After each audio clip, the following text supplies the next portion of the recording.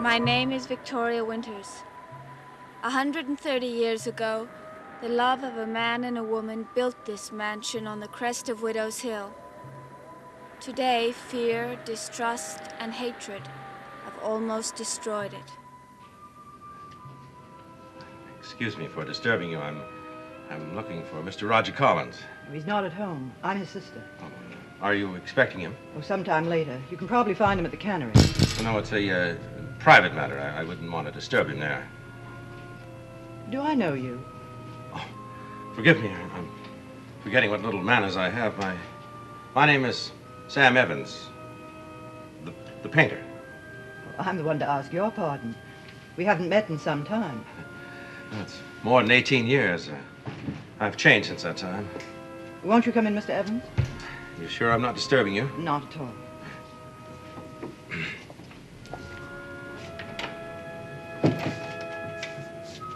Perhaps I can be of help. No, I have to see your brother. Well, I told you he wasn't home. If you'd care to use the phone. Well, no. Well, if you're sure he's not at home, then I'll have to confess. I didn't want to see him at all. Well, who did you want to see? You, Mrs. Stoddard. Me? Yes, I wanted to talk to you about your brother. I don't want to hear any gossip about Roger. This isn't gossip, it's the truth. I think I better ask you to come back when my brother's home. No, I want to talk to you alone. Mr. Evans, I'm afraid I'll have to ask you to leave. Well, even if my staying would help your brother out of some serious trouble? A short time ago, my brother was almost killed in an automobile accident. No trouble could be as serious as that. Well, even if it concerned another time, another automobile accident, say, 10 years ago. What are you after, money? No, not more money. Well, then what do you want? I want to save my soul.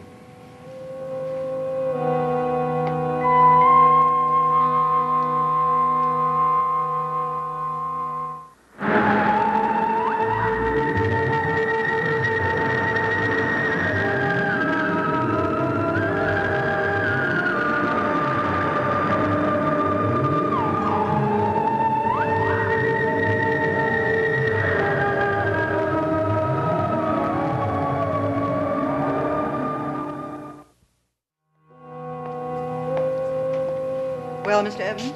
You know, this is the first time I've ever been in this room. It's beautiful. It's dark and gloomy, and you know it. Please get to the point. To me, any room that has paintings on the wall is a beautiful room. They're all ancestral portraits, aren't they? Yes. Do you know that your husband at one time consulted me about doing his portrait? Paul? Yes, I remember it distinctly. He mentioned the size he wanted. It was the same size as that one over the mantelpiece. I believe I have some preliminary sketches. If I could find them, perhaps you'd be interested in seeing them. No, I don't want to see them. Strangely enough, someone else asked me recently to do a portrait with the same specifications. Well, that is, he mentioned the size he wanted. It was identical to that one up there. You don't often find subjects in a small place like Collinsport. Not customers who can afford to pay the price. Is it a local person? Well, you may know him. He used to be a friend of your brother's. You must mean Burke Devlin. Yes. Did you agree to do the portrait? Well, Burke is a very persuasive fellow. Besides, he has an interesting face. Have you had a chance to talk to him at any great length? Not yet. But if I do the portrait, of course, it will mean several days of sittings.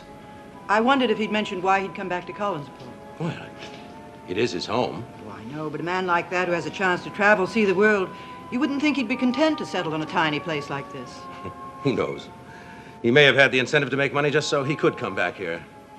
Why? I suppose he has his reasons. Mr. Evans, I see people so seldom, I'm afraid I've become a poor hostess. Would you care for a drink? Well, you sure it's no trouble? No trouble at all. My brother keeps quite a supply on hand. He likes a drink himself sometimes, you know.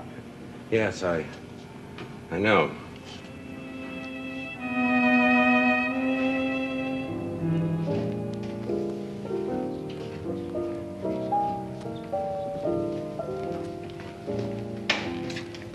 Mr. Blair. Will Bronson be joining us? I don't think so. Would you like to order? No, I'd like a drink. We can talk about business then later. Scotch and water, please. Same for me. Well, now, what have you got for me?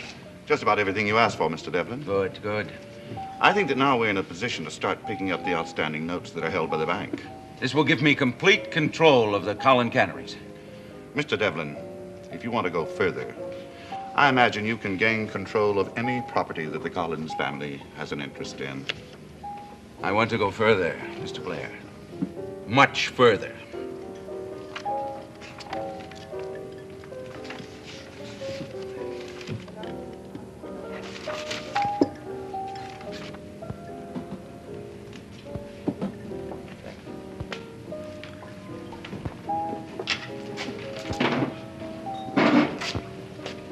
I'll order later. I'm expecting someone to join me.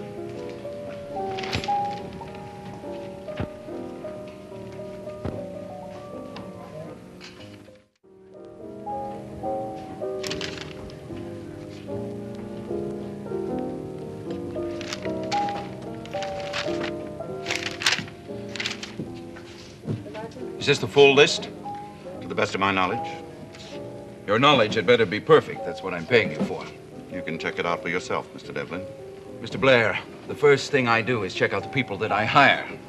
Then I leave the details to them. So I don't have to check on this. I've already checked on you. Satisfactorily, I hope. You wouldn't be sitting there if it wasn't. Mr. Devlin, I'm ready to move when you give the word. I think Mr. Harris at the bank is expecting a call from me. There's no possibility of him connecting you with me. Not the slightest. All he knows is that I represent a New York investment company interested in acquiring notes and mortgages. When do I start? Well, there's not much of a rush. Part of the pleasure I get from ruining the Collin enterprises is the anticipation of doing it.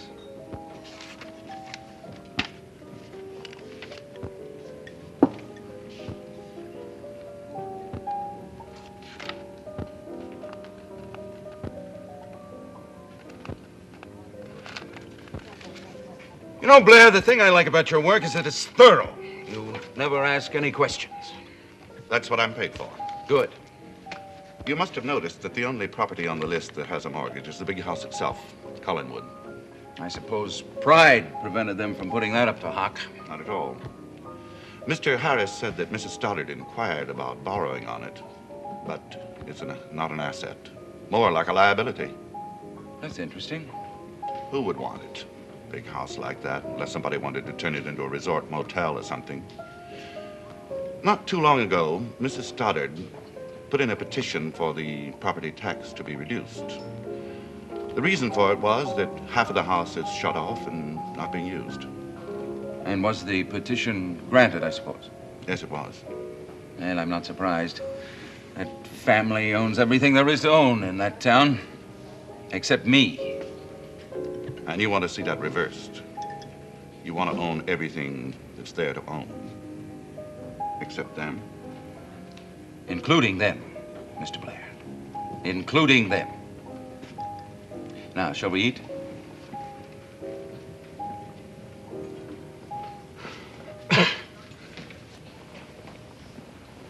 Excuse me. Hi. Surprised? Not really.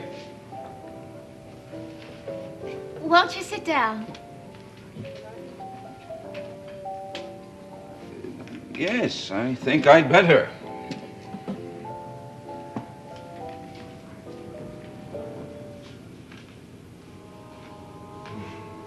Well, I think I needed that. Thank you very much. You're quite welcome. Now, if you're sufficiently refreshed, suppose you tell me why you came here to see me. Why, I wanted to see the portraits. I've heard so much about them. Nonsense. I'm not a mind reader, Mr. Evans. What do you really want? Well, I want to tell you something about your family. Something I learned, you might say, accidentally. Why come to me with it? Who else? Why go to anyone? Why not keep it to yourself? Well, that's the trouble. I've kept it too long to myself. Mr. Evans, I hardly know you. I certainly don't know you well enough to discuss family affairs with you. Oh, please, Mrs. I Stoddard. had no idea what you expected to gain by coming here. I knew you'd sunk low, but I didn't know anyone could sink so low as to try to sell information about someone who had done something foolish. Well, I didn't Please come don't here to- interrupt, Mr. Evans.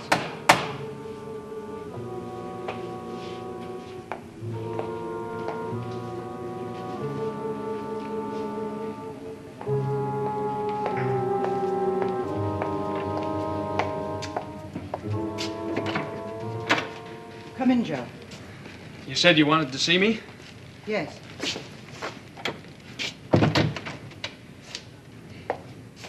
It's about Carolyn. Have you seen her? No. But I have a pretty good idea where she might be.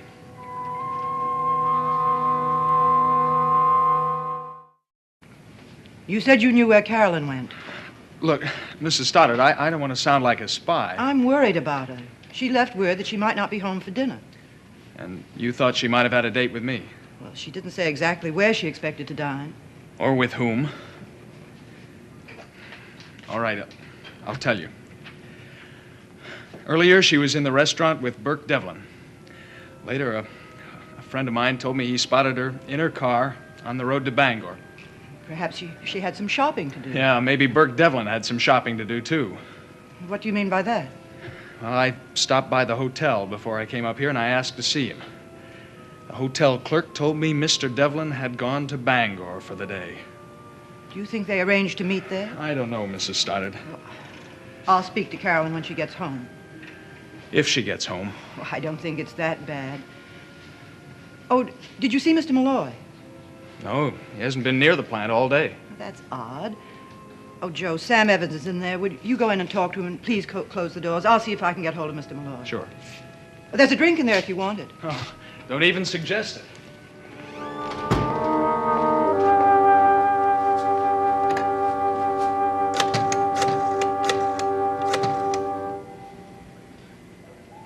It's quite a coincidence you just happened to drop in here. Well, it could have been a coincidence. I come here a lot. But today it wasn't. No, it wasn't. I followed you from Collinsport. Why? I'm a curious girl. You certainly are. Very curious. I wanted to see who you were going to meet. Did you expect that I had come here for a secret rendezvous with a glamorous, slow-eyed siren? Do I detect a slight note of jealousy? Why should I care what you do? That's a good question, but I'm the one who should be asking it. Why should you care what I do? Well, I told you I simply was curious. You're the one to blame. Acting so mysterious all over town. There's nothing at all mysterious about my trip to Bangor. I came here to meet my first love, money. Mr. Blair is my banker. And since you've come this far, you might as well join us for lunch. No, I don't want to interfere with your business appointment. I thought maybe afterwards. You'd be surprised how quickly I can wind up my business.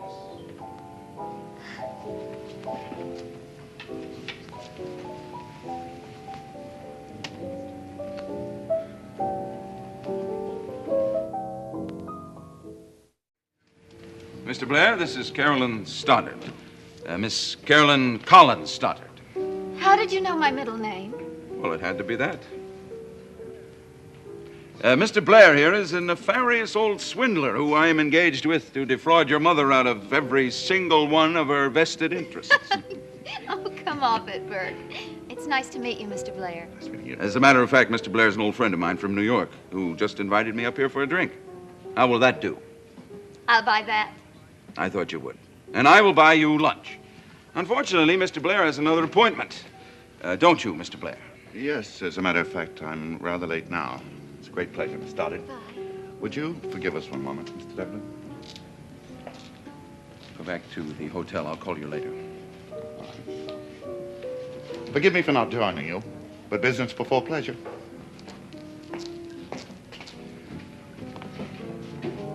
Burke.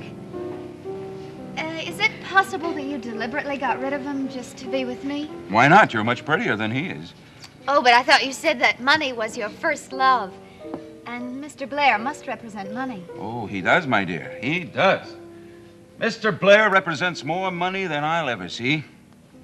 And, of course, it's true that I do have a fondness for the stuff, but only to buy pretty things for attractive young girls. Are you putting me on? Why on earth would I do that? Well, I admit I acted like a child following you here. But please don't treat me like one. Very well, Miss Stoddard. How would you like to be treated? Oh, well, like a girl you really had a lunch date with. Splendid, splendid. Now we shall start by ordering a splendid lunch. Since you are a very special girl, you shall have a very special lunch. Salad, baked potato, and steak. Medium rare. How does that sound? Could I have French fries? Yes, I forgot. I'm worrying about my age. French fries for the lady, please.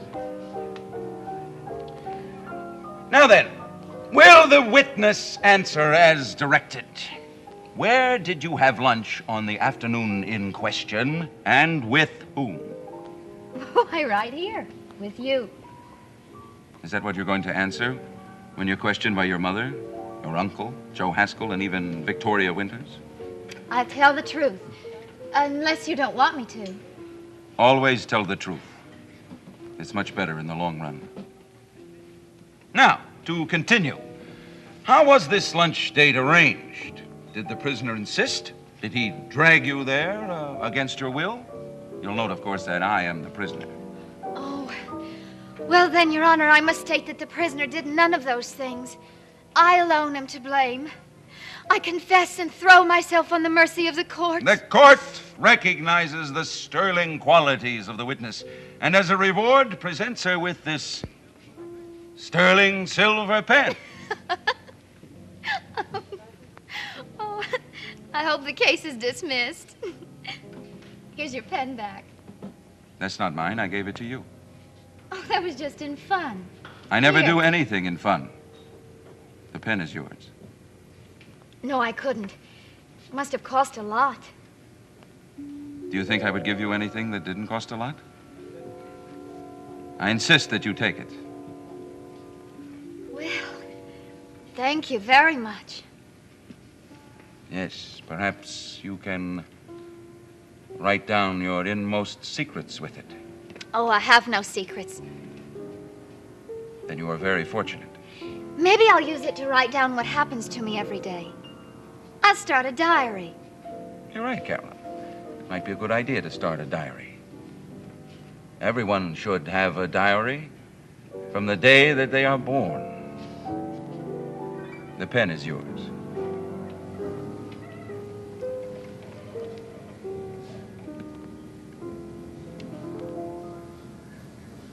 Are you sure Mr. Malloy isn't there somewhere?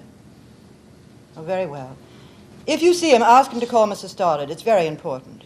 Thank you.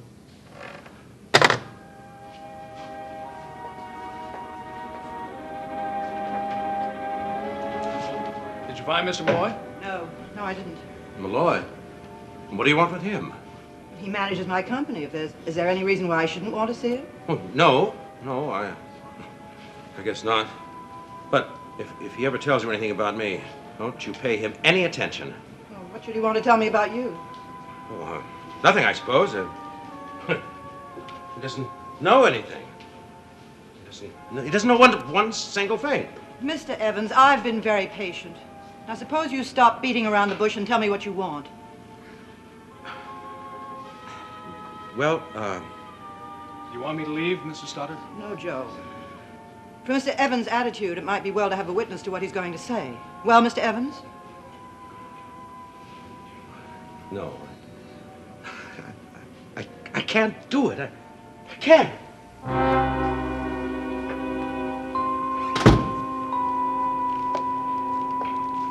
You know what he was talking about? No. While you were on the phone, he just stood there. He wouldn't say a word. Do you want me to go after him, bring him back? No. The worst part of a secret, Joe, is not being able to tell anyone. Sam Evans will come back of his own accord when he can no longer stand keeping it to himself.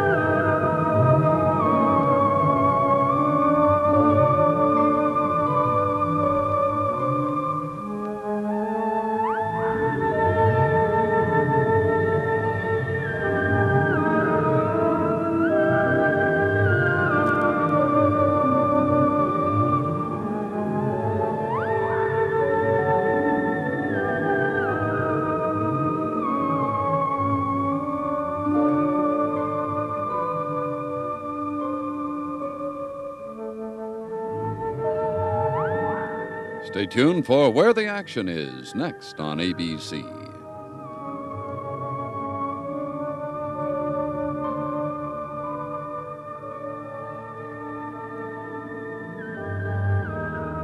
Dark Shadows is a Dan Curtis production.